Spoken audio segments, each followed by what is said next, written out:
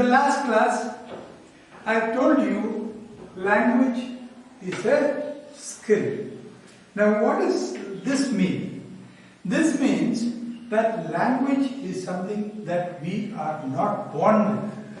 At birth, we do not have any language.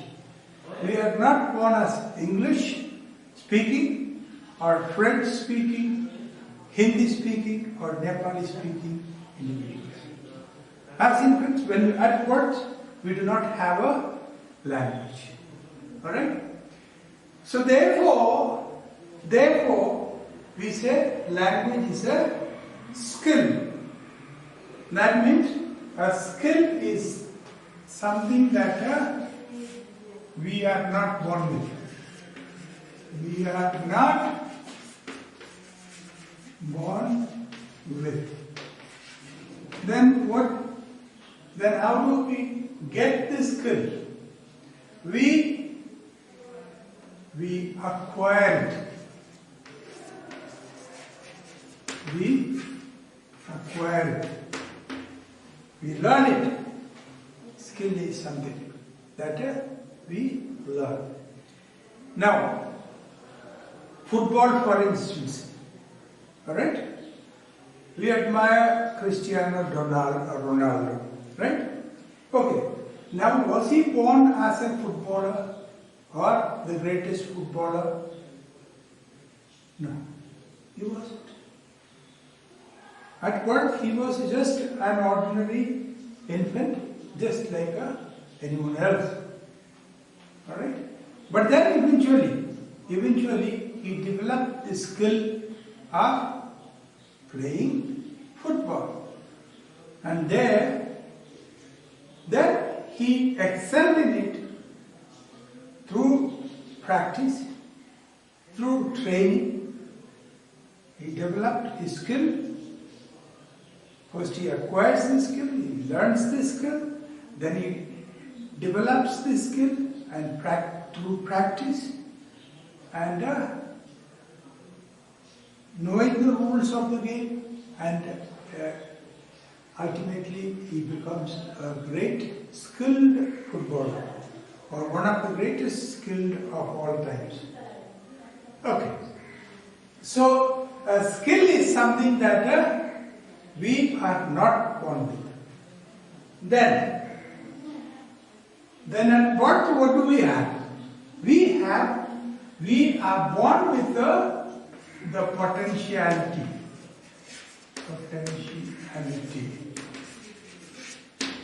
Potentiality or capability. Right? At birth, what we have is only the potentiality. Because there is that ability inherent in us. Or the potential is in us. Capability is in us. Whether we develop it or not, that's something different.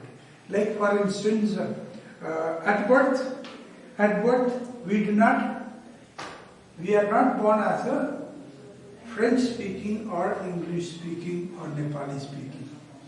But we have the ability to produce sound.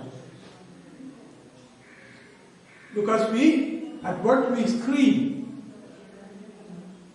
We come into the world with a scream, it is said. Alright?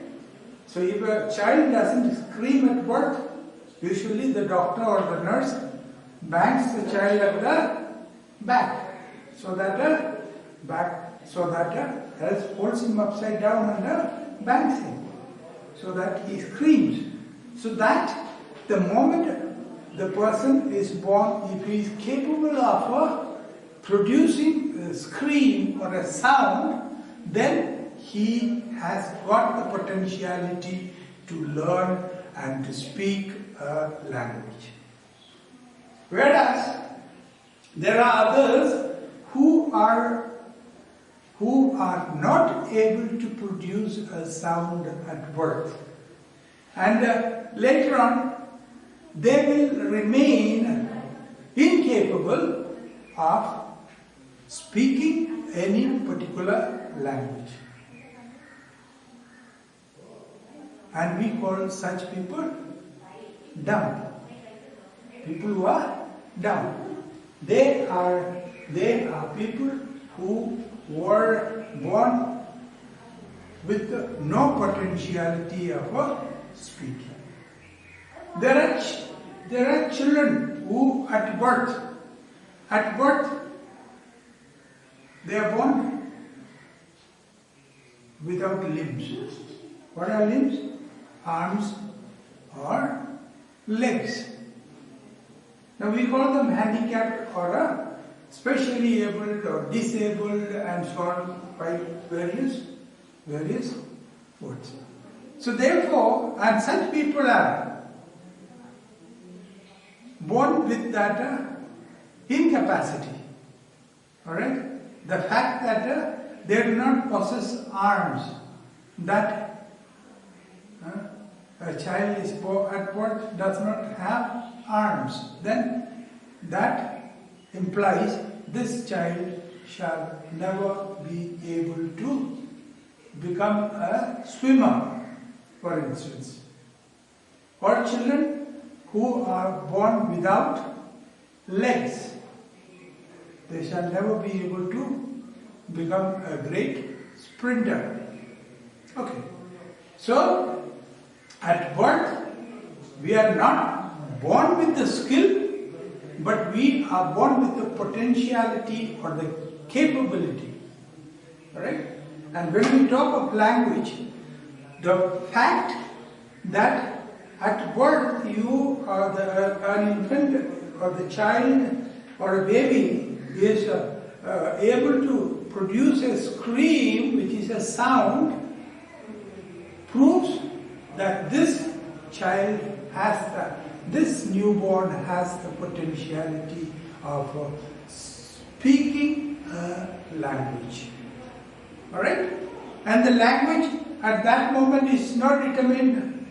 It depends on where he is born, on what social surrounding environment he is born, and what is the language group in which he is born into, the cultural group into which he is born into, depending on the language that his mother speaks or his father speaks, and his first contact speak, that is the language he would pick up. That's why the first language that we speak is generally termed as the mother tongue. Mostly people around the world call the first language of a person as the mother tongue. Correct? The spoken language of the mother. Except for the Germans. The Germans call the first language that they learn as their father tongue. Alright? They are a very masculine race. They call their language the father tongue. Others call it, other countries, people of other countries, they call the language of their country the mother tongue. Okay, so we speak of a mother tongue, that is the language that a child acquires is in his first community or the first society, the first social interaction of the child, the first few months of the child is spent mostly with his mother. And the words that she utters and is what he picks up or she picks up. This infant picks up. And mostly the first words that a child would learn to utter or speak is mother, in our own mother tongues. Alright? Whether it's mom or ma, alright, or ama, whatever it be, So that is the first sounds that we produce, first language that we speak, and therefore it makes sense to say that the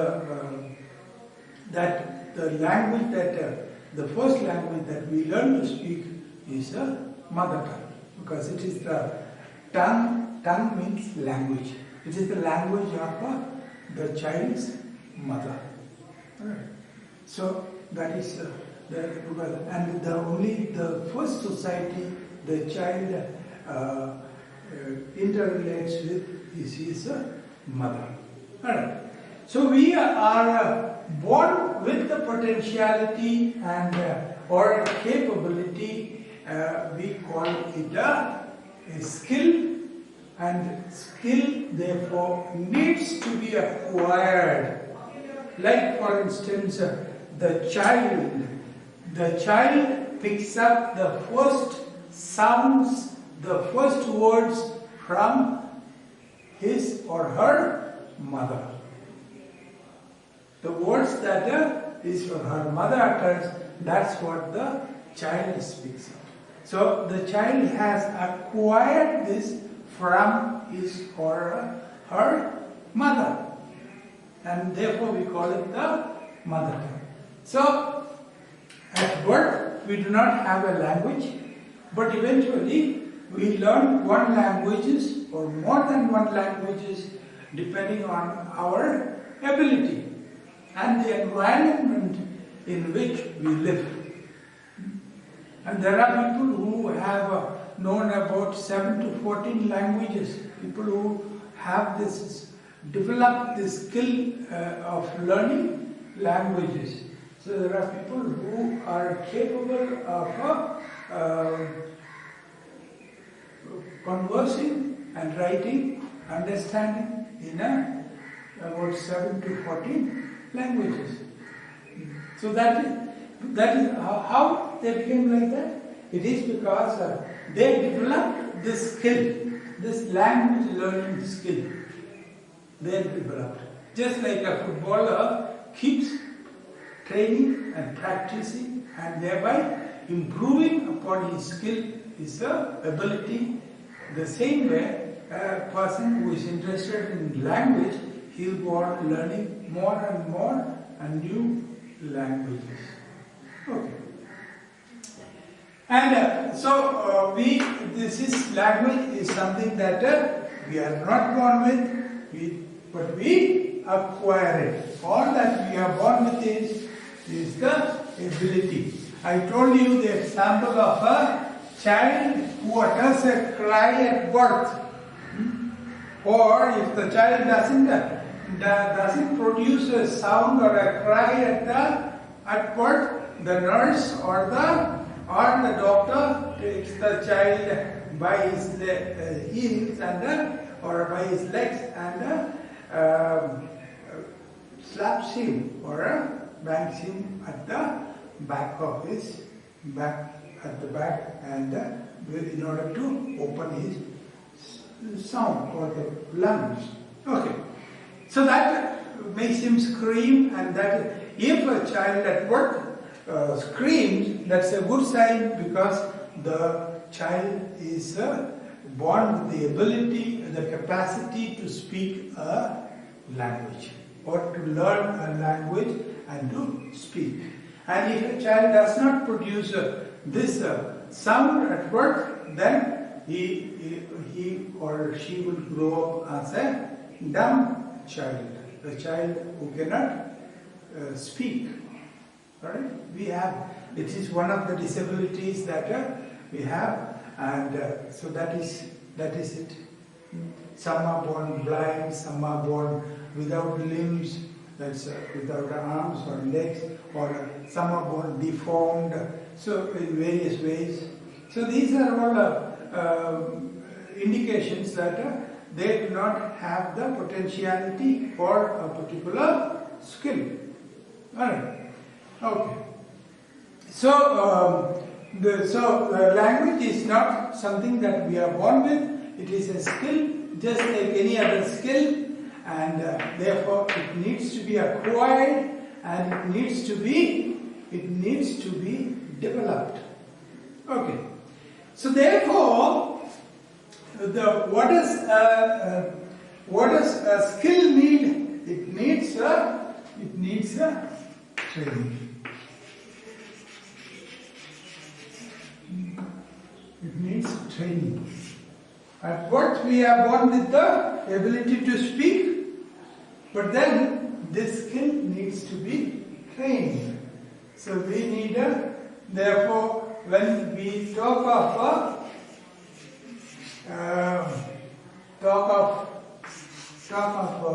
developing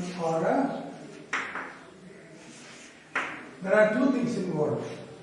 When you develop a skill, developing a skill involves two things. What are these two things that is involved in developing a skill that is applicable to language as well as any other skills? You need to know the theory. Alright? You need to know the theory, and just knowing the theory is not enough. You need to practice it as well. You need to know the theory, but that just the theoretical knowledge will not help you, but you need to practice as well. Now, for instance, let's see a person has learned all the theories, all the rules of for instance, sports like swimming. Alright? A person has learned all the theories. He has got all the theoretical knowledge. He knows all the rules and all the ways of becoming an excellent swimmer. Alright. Now with all this theoretical knowledge, if he jumps into a pool, what is going to happen? If you do not have someone else to save his life, he is going to drown himself. Why? Because he has only theoretical knowledge, and that will not help him when it comes to doing it practically. So therefore practice is required. Training is required. So what is practice? Practice is the application of a theory. Practice is the application. When you put your theoretical knowledge into application, you call it the practice. Alright? So, like for instance, very ordinary example of playing basketball. Right? You know basketball is different from football. Because football is played with the leg, whereas basketball is played with the hands. Simple aspect. Alright. So that, going from that, so there are a number of rules for when you are playing basketball. So you play in a limited space which is known as the basketball court. So you have got lines drawn, and if you cross the line, it becomes, you are penalized, it's considered out. Alright? Then when you are dribbling the ball, if you do it wrongly, you are penalized. Your foul is called on you. So when you take the half step, if you take 2 steps, it becomes again a foul. So various rules are there. Simply knowing the rules is not enough for you to become a good basketball player. You have to know the rules. Knowledge of the rule is essential, but at the same time, you have to put into practice the knowledge that you have. You have to get into the basketball court. You have to take the ball, learn to dribble it first, dribble it excellently, and then see, the ultimate aim in a basketball is to score a basket. So you learn to shoot. You learn to shoot the basket, and then, so you learn to also defend yourself, your basket. You have to protect your basket. You have to prevent the opposition from scoring basket in your side, and therefore you learn to check them. All these knowledge is skill. These are skills that are required. And these skills become excellent or develop. You develop or you train yourself to become a skilled player or a skilled orator or a skilled writer by following two things. That is, first of all, you have to know the theory and you have to practice it. Alright? Okay. Now in our language learning,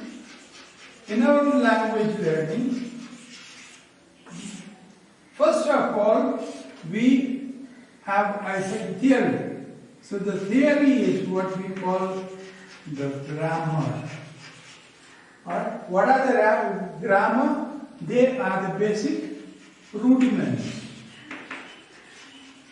or the rules. Just like for playing a game, you have rules. For speaking and writing language, you have certain rules, certain regulations, and we call it the grammar of a language. All right? The rudiments or the basics of a correct speaking and writing of a language. Okay. And secondly, you need to practice. Simply knowing the grammar is not enough. You need practice. And how do you practice? By speaking. Making an effort to speak correct language and learning to, by listening to correct language. Then improve your writing by following the grammatical rules and writing correct English or correct language, whichever language you are learning. And then by reading, you develop your ability to understand the written language. Understand the written language. Alright? Okay.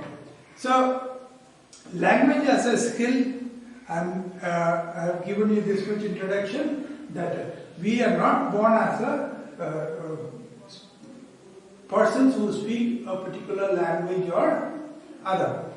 And therefore, at birth, all that we are born with is the potentiality or the capability of acquiring a language, acquiring from others, and then developing it through practice and theoretical knowledge. Alright? So this is, language is a skill, therefore, just like any other skill. Just like the skill of cycling or mountain biking or mountaineering, any of those skills, or swimming or athletics, playing basketball or football or any other sports that you can think of, they are all skills, and language is just a skill like all these other skills. And therefore, every one of these skills there are certain rules. There are certain rules that guides them. Just like in swimming, there are certain rules that you need to follow, and there some training is required. So you simply knowing theory or theoretical, having theoretical knowledge of swimming is not enough for you to develop this skill. You need to practice. You have to get into the pool under a trainer, a person who will guide you, a person who will coach you, and then he'll teach you your way, or he'll save you when you are drowning in the same way. So that's all part of our practice. So in the same way, you have English or any other language. So you have, there are certain rules that guide them, that basically we call it as the grammar of that particular language, and they are the basic rudiments or basic rules that guides this particular language. And usually there are parents or elders who correct us when we speak wrongly, and when we are, for instance, as children, when we speak to adults as if you were talking to a peer of your same age group, then there are adults who will be standing by, or your parents or your elders who will be correcting you. My child, that's not the way you should speak to him. He is older than you. You should talk to him with more respect. So these are the corrections that are made. Then eventually, as you proceed, then you develop this. Then there are teachers who would correct your grammar. They'll teach you the correct way of speaking, correct way of writing, correct way of improving your language skills. That they are all helping you with your skills. And then there is this practice that is if you have to learn by speaking correctly. You have to do a lot of speaking yourself. You have to also listen to good English. You have to besides write yourself a lot to improve your language, and then you should also read a lot so that your understanding of the written language also improves. Okay, now this much for today, and in the next class I shall tell you what are the skills that we develop in our language class. Alright? So we shall see in the next class what are the basic skills that we develop in a language class. Alright? See you then in the next class.